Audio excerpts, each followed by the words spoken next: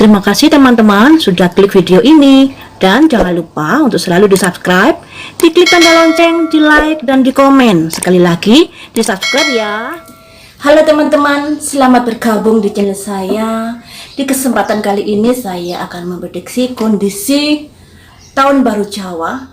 Tahun Baru Jawa ini sudah dimulai tanggal 21 Agustus kemarin sampai nanti akhirnya, maksudnya sampai nanti menuju bulan Suro di tahun depan ya. Ini nanti prediksinya seperti apa, baik prediksi untuk COVID-19, bencana alam, kondisi perekonomian dan kondisi perpolitikan negara Indonesia seperti apa. Sebenarnya beberapa hari kemarin sebelum Tahun Baru Jawa, satu hari sebelum Tahun Baru Jawa, saya mendapat penglihatan ada seorang putri yang namanya Putri Dumila turun dari Kaputren. Jadi putri ini keluar dari Kaputren, ada sebuah gerbang seperti gerbang dari batu zaman dulu, dia turun ke bawah menuju rakyat jelata. Akan tetapi dalam kondisi rakyat jelatanya itu seperti lenggang sekali. Rakyatnya juga seperti ada pengharapan untuk mendapatkan sebuah pertolongan dari sang putri tersebut. Kemudian rakyat jelatanya ini jaraknya tuh jarang-jarang ya. Misalnya duduk itu 2 meter atau 1 meter, tidak berdempet-dempetan. Kemudian dari semua penglihatan itu saya mengartikan semoga saja ada pertolongan dari Tuhan untuk kondisi COVID-19 di Tahun Baru Jawa ini ya. Semoga sudah ada pertolongan dari Tuhan agar COVID-19 ini bisa dikendalikan perkembangannya, pertumbuhannya, penyebarannya juga, sehingga kita bisa hidup lebih nyaman lagi, tidak ada perasaan was-was dan takut seperti hari-hari kemarin ya. Harapan saya seperti itu. Ini baiklah, saya kocok dulu ya. Semoga saja harapan itu tembus ya, penglihatan itu tembus.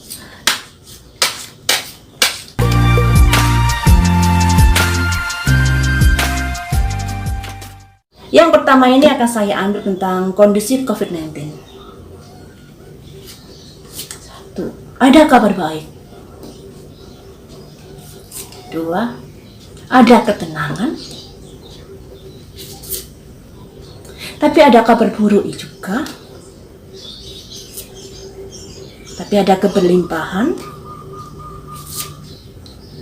Ada raja, maksudnya prajurit dengan alat tajam waktu benturan ya, masih ada. Jadi artinya seperti ini. Ada kabar baik. Kabar baik ini mungkin ada hubungannya dengan sudah ditemukan obatnya, sudah ditemukan vaksinnya, sehingga pertumbuhan COVID-19 bisa ditekan. Ini ya. Dan itu membuat ada simbol bintang di tengah malam, hidup menjadi tenang, ada pengharapan untuk bisa lebih menatap ke depan. Kalau kemarin-kemarin kan kita ada perasaan was-was dan ketakutan. Untuk tahun ini, Tahun Baru Jawa ini sudah ada perasaan lega ya. Di sini juga ada kabar buruk. Namun kabar buruknya ini diapit 2 kartu yang positif ya. Kartu bintang di tengah malam dengan keberlimpahan raja dan ikan. Jadi kabar buruk untuk COVID-19 sudah bisa diatasi, sudah bisa ditekan pertumbuhannya dan penyebarannya. Akan tetapi ada prajurit dengan alat tajam, yang artinya COVID-19 itu tetap ada, namun sudah bisa dikendalikan karena sudah ditemukan obatnya, sudah ditemukan vaksinnya dan lain sebagainya, sehingga pertumbuhannya bisa ditekan, penyebarannya.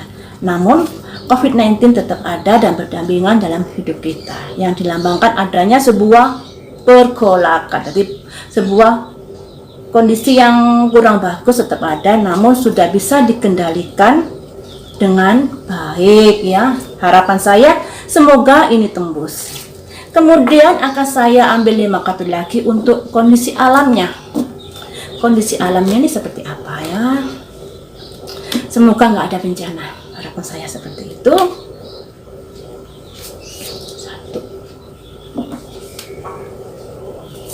1, 2, keterpurukan masih ada.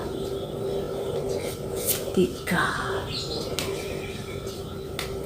4, 5. Untuk bencana alam masih ada. Harapan kita kan nggak ada bencana alam. Jadi kartunya seperti ini, artinya harapan kita nggak ada bencana alam. Namun kenyataannya sebaliknya. Harapan itu masih jauh dari yang kita harapkan. Jadi masih ada bencana alam yang membuat adanya kehidupan keterpurukan. Adanya keterpurukan. Keterpurukan ini dihabit laki-laki dengan harapan yang jauh. Jadi masih ada bencana alam, masih ada bencana alam. Makanya kita sebagai manusia jangan terlalu berani untuk melakukan sesuatu yang bisa membuat kerusakan alam. Jangan berani melangkah, jangan berani melakukan sesuatu perbuatan yang salah. Terjadi alamnya yang akan bergolak.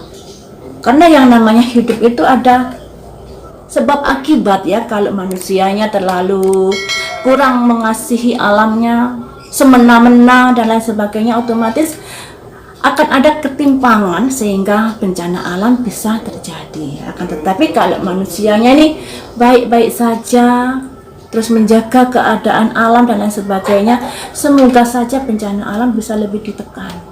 Karena yang namanya bencana alam bisa saja karena ulah manusia ya, seperti pembakaran ladang di hutan, penggundulan pohon-pohon, terus tata letak kota yang kurang memenuhi syarat untuk penanggulangan banjir dan lain sebagainya, bisa saja membuat itu adanya sebuah bencana. Ini jadi bencana ini lebih pada karena ulah manusia. Ini ya. Kemudian ini ada proses perjalanan, juga ada proses perjalanan menuju ke arah yang lebih baik. Jadi harapan saya dengan prediksi ini, bencana alam yang lebih karena ulah manusia bisa membuat manusia ini menjadi lebih sadar kembali untuk tidak terlalu bangga dalam melakukan kesalahan, juga tidak melakukan tindakan-tindakan yang bisa memicu adanya bencana alam. Ada penglihatan kalau ada air bah turun dari hutan terus menggelontor ke bawah dan memakan korban jiwa. Kemungkinan juga akan terjadi tanah longsor dan lain sebagainya. Itu penglihatan saya yang baru muncul untuk bencana alamnya. Jadi kalian harus hati-hati dalam menyikapi hidup ini untuk selalu berbuat baik ya. Kemudian akan saya ambil untuk perpolitikan negara Indonesia. Bagaimanakah kondisinya? 1. Masih ada tikus yang menggerogoti. 2. Kehilangan. 3. Keberlimpahan istana. Dukungan spiritual. Ini perpolitikannya ini kondisinya bagus. Jadi seperti ini. Simbol tikus, simbol yang merongrong NKRI. NKRI harga mati seperti itu ya. Simbolnya ada tikus yang merongrong stabilitas nasional.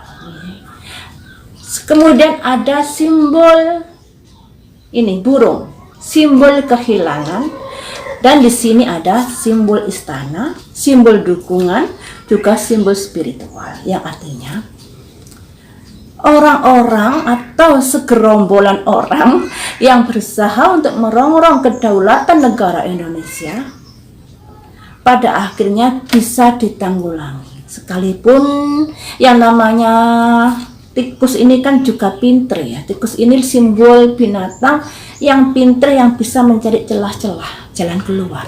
Jadi sekalipun nanti ada penekanan, tapi tikusnya ini masih ada. Jadi seperti itu penglihatan saya, tikus masih ada sekalipun sudah ada penekanan dari pemerintah. Namun usaha untuk merongrong pemerintah ini kayaknya gagal, dia kehilangan. Jadi kehilangan entah itu powernya, entah itu kesempatan dan lain sebagainya untuk merongrong pemerintahan yang sah. Karena pemerintah yang sah ini didukung oleh rakyat. Ya, didukung oleh rakyat.